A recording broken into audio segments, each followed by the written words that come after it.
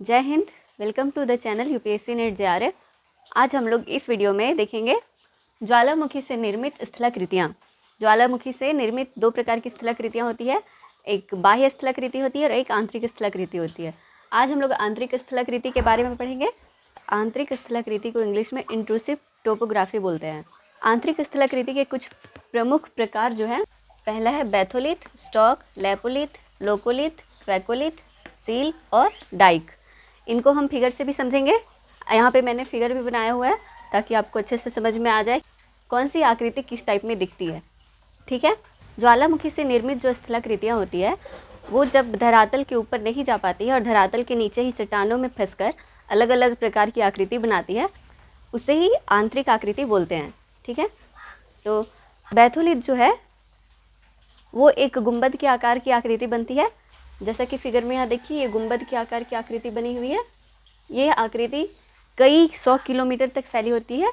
ये ज़्यादातर यूएसए और कनाडा में पाया जाता है। बैथोलिथ को आप इस तरह भी याद रख सकते हैं कि इसके वर्ड में ही है बैथोलिथ, बैथो, और ये गुंबद के आकार की है, तो गुंबद पे हम लोग बैठ सकते हैं। इस तरह से नाम याद रखिएगा कि गुंबद के आकार की है और बैथोलिथ मतलब बैठ सकते हैं। ठीक है। नेक्स्ट है स्टॉक। स्टॉक जो है वो बैथोलिथ का ही छोटा रूप होता है। जब लावा ऊपर उठती है और बैथोलिथ के ही आकार में, यानी कि छोटा गुंबद के आकार में जो बनता है उसे स्टॉक बोलते हैं। जैसे कि यहाँ फिगर में देखिए, ये एक स्टॉक बना हुआ है।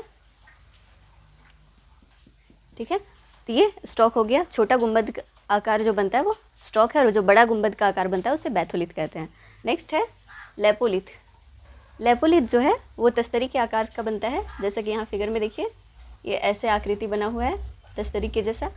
लैपोलिथ में आप वर्ड को तोड़ेंगे तो लैप एक वर्ड आएगा, उसमें लैप को हिंदी में गोद बोलते हैं, और यहाँ आकृति में ये गोद जैसा बना हुआ है। तो ऐसे याद रखिएगा कि लैपोलिथ गोद जैसा आकार रहेगा, उसे लैपोलिथ कहेंगे। ठीक है। नेक्स्ट है लोकोलिथ। लोकोलिथ को इस फिगर में आप लोग देखिए, यहाँ पे जब लावा तेज़ी से ऊपर उठती है और यहाँ चट्टान मजबूत होने के कारण वहीं पे फंस कर जब ये उल्टा तस्तरी के रूप में बनती है तो इसे लोकोलिथ बोलेंगे। ठीक है। नेक्स्ट है फैकोलिथ। फैकोलिथ को यहाँ फिगर में देखिए। फैकोलिथ जो है वो एक लहरदार मोड़ जैसा बनता है, जैसा कि नदी वाला आकृति में भी पढ़े होंगे, विसर्प की आकृति, तो उस तरह से बनती है। ये देखने में सांप के जैसा लग रहा है और सांप को ज़्यादातर पकड़ के हम लोग फेंक देते हैं, तो इससे याद रखिएगा फैकोलिथ सांप की आकृति का बनेगा। ठीक है। नेक्स्ट देखते हैं सील। सील जो है जब ज्वालामुखी चट्टान के समानांतर फैल जाती है तो उसे सील कहते हैं, यानी कि चट्टानों के बीच में सीधी फैली हुई होती है, उसे सील कहेंगे। ठीक है। और सील का ज़्यादातर उदाहरण हमें मध्य प्रदेश और झारखंड के क्षेत्रों में देखने को मिलेगा। नेक्स्ट आकृति है डाइक। डाइक जो है यहाँ पे फिगर में देखिए, जब लावा ऊपर उठती है ये चट्टानों में फंसकर दीवार की आकृति बना लेती है, सीधी सीधी आकृति बना लेती है, तो इसे डाइक बोलते हैं। डाइक को एक और जगह पे यूज करते हैं, जैसे कि मान लीजिए कि ये कोई नदी बह रही है, ऐसे तिरछा आकार में बह रही है,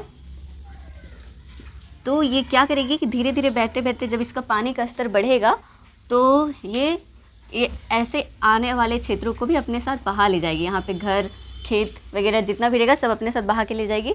इसी से बचने के लिए यहाँ पे डाइक का यूज किया जाता है। ये डाइक जो है वो पत्थर या सीमेंट वगैरह से बनाया जाता है। ये डाइक जो होता है दीवार के जैसा होता है और ये नदी को मुड़ने से रोकता है। तो इसी तरह की आकृति ज्वालामुखी से जो निर्मित होती है उसे डाइक कहते हैं।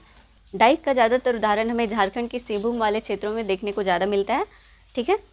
और उम्मीद है आपको समझ में आया होगा। तो नेक्स्ट वीडियो में मिलते हैं। इस वीडियो में हम लोग ज्वालामुखी से निर्मित आंतरिक स्थलाकृति को पढ़ा है और नेक्स्ट वीडियो में हम लोग ज्वालामुखी से निर्मित बाह्य स्थलाकृति को पढ़ेंगे। तो मिलते हैं नेक्स्ट वीडियो में। तब तक पढ़ते रहिए और आगे बढ़ते रहिए। जय हिंद।